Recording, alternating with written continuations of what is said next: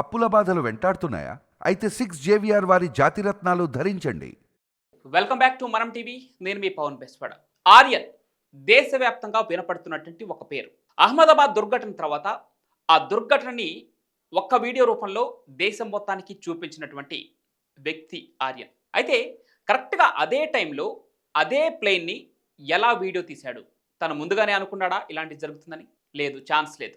కానీ అదే టైంలో ఎలా తీయగలిగాడు? కరెక్ట్గా ఫ్లైట్ ఎగిరి సెకండ్స్లో కుప్పకూలినటువంటి దృశ్యాన్ని కళ్ళకు కట్టినట్లు ఆ ఫోన్లో షూట్ చేయడం జరిగింది.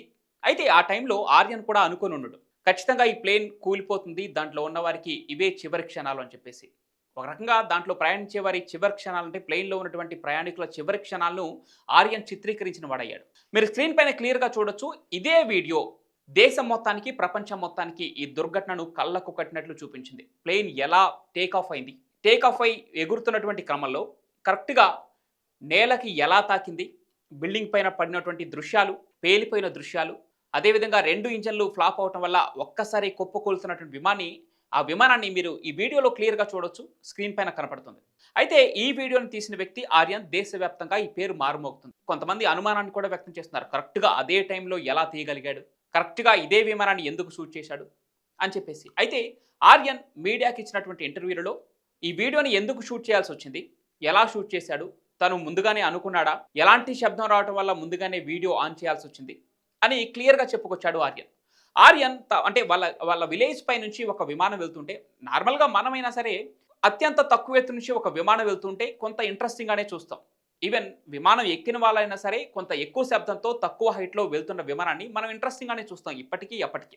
సో అలాంటి ఒక ఘటనే ఆ రోజు విమానం కుప్పకూలక ముందు కొన్ని నిమిషాల వ్యవధి ముందు జరిగిందని చోటు చేసుకుందని చెప్పేసి ఆర్యన్ చెప్పడం జరిగింది. విమానం టేక్ ఆఫ్ అయ్యి నిమిషాల వ్యవధిలోనే కుప్పకూలుతుంది.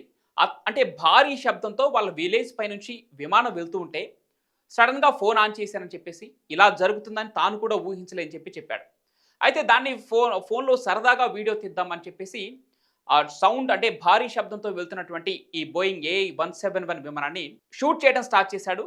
తను షూట్ చేసిన నిమిషాలు అంటే కరెక్ట్గా ఒక్క నిమిషం వ్యవధిలోనే ఈ విమానం టేక్ ఆఫ్ అయి ఆ ఫ్రేమ్లోకి ఎంటర్ అవ్వటం, కుప్పకూలిపోవటం క్లియర్గా చిత్రీకరించాడు. అయితే ఆ టైంలో తను కూడా అనుకున్నాడు, ఇట్లాంటి ఘోర ప్రమాదాన్ని తాను చిత్రీకరిస్తానని చెప్పేసి, ఆ వీడియోనే దేశం మొత్తానికి ఒక సాక్ష్యంగా మిగులుతుందని చెప్పేసి ఆర్యన్ కూడా అనుకున్నాడు. ఏ ఉద్దేశంతో అంటే జస్ట్ తన ఫ్రెండ్స్తో సోషల్ మీడియాలో పోస్ట్ చేసుకోవడానికో, వాట్సాప్ స్టేటస్ పెట్టుకోవడానికో ఈ విధంగా ఆలోచించి మాత్రమే ఆ విమానాన్ని షూట్ చేయదలుచుకున్నాడు. అదే విధంగా షూట్ చేశాడు. కానీ ఒక్కసారిగా కుప్పకూలిపోయి భారీ మంటలు ఎగిసిపడటంతో తాను కూడా కొంత టెన్షన్కు గురైనట్లు ఆర్యన్ చెప్పుకొచ్చాడు. మొత్తానికి దేశానికే కాదు ప్రపంచానికి కూడా ఈ ఒక్క వీడియోనే అంటే తొలి వీడియో. ఇప్పుడంటే అనేక యాంగిల్స్లో సీసీ కెమెరాలు కావచ్చు, ఇతరత్ర యాంగిల్స్ నుంచి అక్కడున్న చుట్టుపక్కల ఏదైతే అహ్మదాబాద్ లండన్ వెళ్తున్నటువంటి ఫ్లైట్ కుప్పకూలిందో దానికి సరౌండింగ్స్లో ఉన్నటువంటి సీసీ కెమెరాల నుంచి తీసుకున్న ఫుటేజ్లు ఇప్పుడు వైరల్ అవుతున్నాయి. అదేవిధంగా ఫ్లైట్ క్రాష్ అయిన తర్వాత దాంట్లో లెబనీస్ సీట్లో ప్రయాణించినటువంటి విశ్వాస్ కుమార్ రమేష్ అనే వ్యక్తి ఒక సీసీ కెమెరాలో దృశ్యాలు బయటకు వచ్చాయి. తను సాదాసీదాగా నడుచుకుంటూ రావటం, ఫోన్ యూజ్ చేసుకుంటూ నడుచుకుంటూ రావటం.